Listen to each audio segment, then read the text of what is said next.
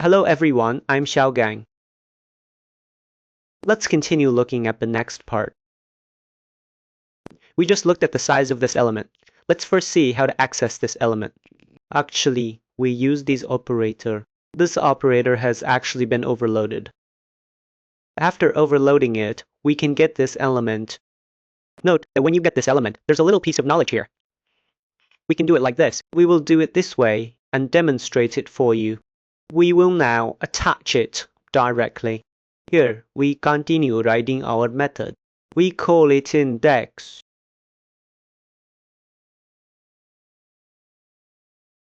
Then we create it here. After creating it, similarly, we will paste this here. First, we might need an array. Let's just use this array. And then, it essentially takes the elements of this word.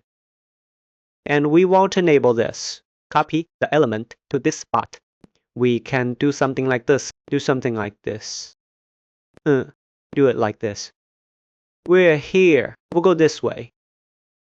We give it an element. E. For the name, we call it an underline. Let's use X. That means there's a variation, so we do it like this. And then if we let this thing add equals txt10.a. Then similarly we do this to it as well. It seems we can't do it like that. Okay. It should be the same. Let's take a look. Let's see if you can correctly understand this knowledge. We will execute it first. Let's talk about and explain again why it is this way.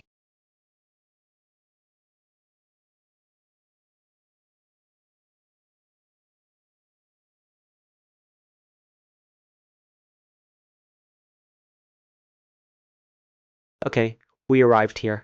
Likewise, let's move it down.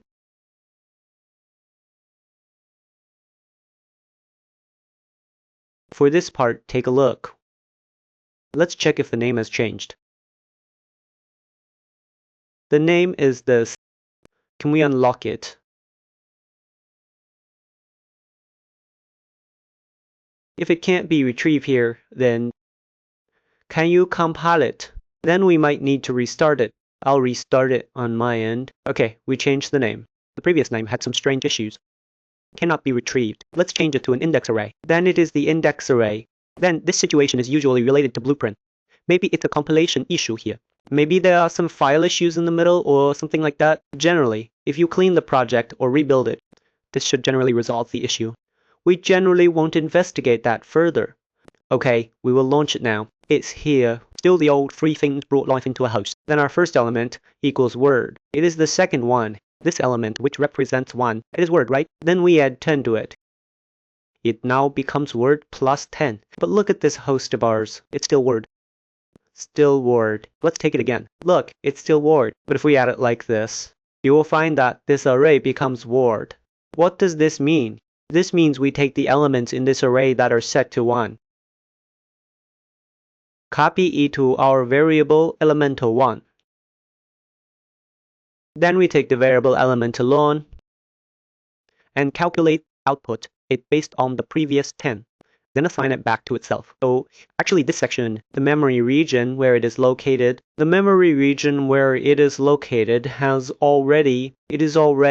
area has accumulated scale. You don't have to worry about it. The memory region where it resides is no longer within this number. It's essentially outside the number.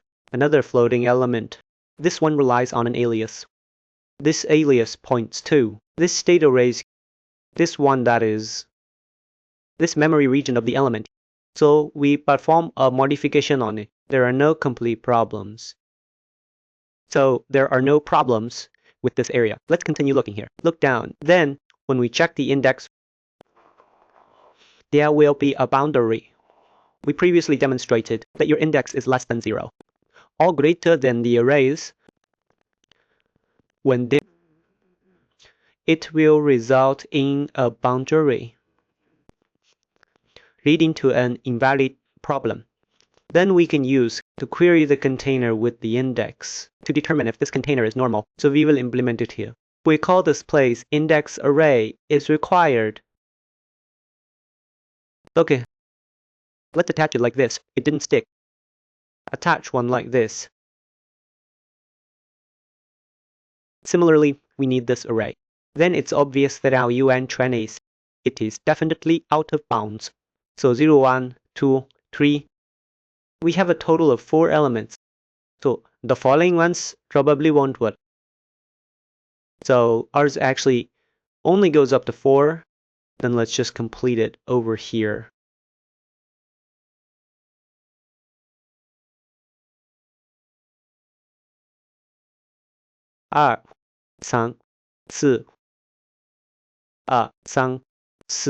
We will complete it. Let's look at the result after execution. We can click in and take a look. You can see when this index is greater than or equal to 0, it must be greater than or equal to 0, and it must be less than the size of this array and less than the count of this array. It also cannot equal this number because our shadow is number minus 1, right?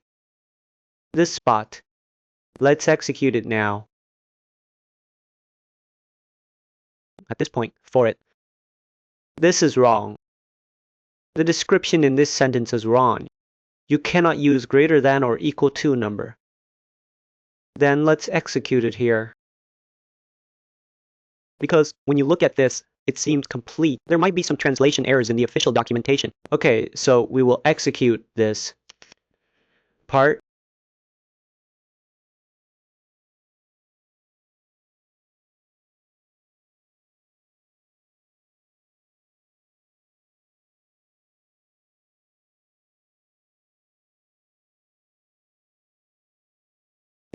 We call this section index array is wide. Okay. Alright, let's run it now. Okay, alright. So clearly this is 4. We will let it execute all the way to this position at once. Okay, look, choo. It went, right? 4 is this one. 4 is the exclamation mark. You see? 4, this element, exclamation mark. Hey, wait a moment. Take this one back out. Hey! Sorry, I clicked the wrong one. My hands are shaking. To debug, we'll quickly show you all how to debug Unreal Engine. This content should probably come a bit later. We are actually still in this long foundational state. You can see that a false, true false, proves that this 5 is wrong. Okay, let's continue looking further ahead. The validation here passed. This function can retrieve our valid index. And this operator can return a reference. With this reference, we can actually directly modify the element inside. Right? It's something you don't have to take a reference like we did before. You can just use it by getting this name directly, because it itself returns a reference, but your number cannot be a constant. If it's a constant, you can't change it. And the uppercase here is to make everything uppercase. Actually, let's implement this. Yes.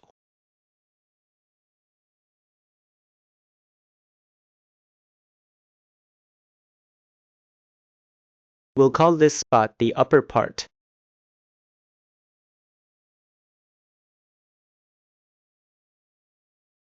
For example, if we get it here, we can directly modify the word element. This word element. We can just make it upper. Regarding this upper, it is a function provided in F3. That means it returns a new string. And also convert it to uppercase. There's Apple and of course there's Lola. It's very simple. This string, it has many methods. Note the position of this string. And inside there's concatenation. Add mountain modify check. Then crop it, including resetting D, because it is a dynamic string. Then note it will return a new one. Then we need to attach it back to the value, because it is not modified by the value. It's equivalent to returning a new string.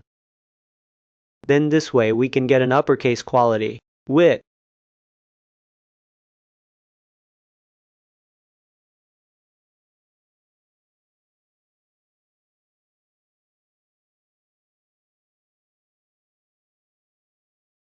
then we come here. Then here, We should be the index. Okay.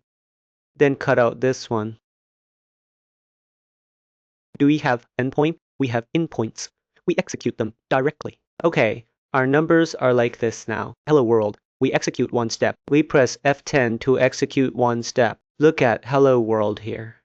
When we debug everything, generally we use this fdebtor. We execute an F11 step. Entering it will jump to the function. Inside, this usually moves upwards. It jumps together, and then this is continue. Just let it pass, and it will continue to run. Okay, then ours is also good to go. Wait, does it return a reference? You can modify it. And then, at this spot, here we can return a constant reference. And for this part, we can do it in reverse, right? Because when we start calculating, it's in the forward direction. In fact, we can go backward. So this gets the last element of it. This is the second to last one. This is also the last element. Then this is the second to last element. This top is... Let's look at this top. This seems to be... The last element should be... Yeah, but it does not accept this index. We'll implement it.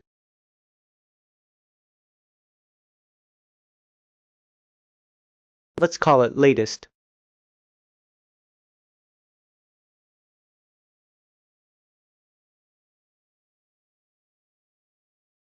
Okay, let's implement this.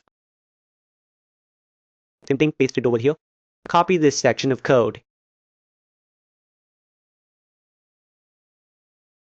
Then we'll set up an endpoint now to take a look at it. Actually, we can look at the full comments here. This returns just returning an element of this lattice. Let's take a look at this top. And this top also returns this top element. And it's the last one, right? And note that, you see, these things all return this reference, right?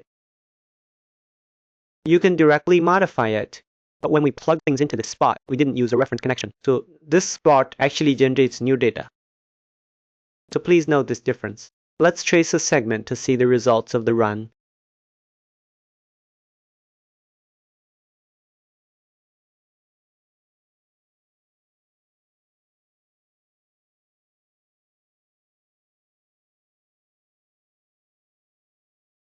Okay, it's here.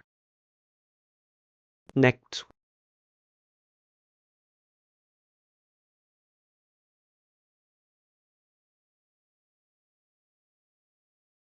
Okay, then let's take a look.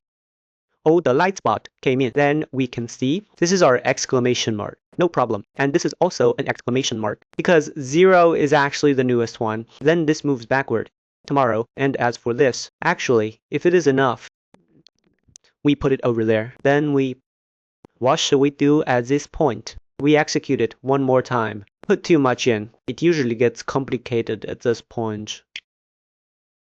You can just write a line of code here because it jumps to the end of the function. It finishes up at the end. I usually write O equals E, and that's it. Let's run it again. This is a little trick because sometimes it's really awkward. When you happen to write up to the last line of code, and that last line of code has very critical data, and you also have to make it execute this point, you might encounter a freeze-up situation. Then in the simplest way, you just write a line of code below, and then you can delete it afterward. Okay, let's execute it. We come directly here. Okay, the line above has been executed. Look, it's an exclamation mark. Then, this one of ours is fine. Let's continue looking down here. This part is used to query whether this contains this specific element. We will cover the knowledge in this area next class.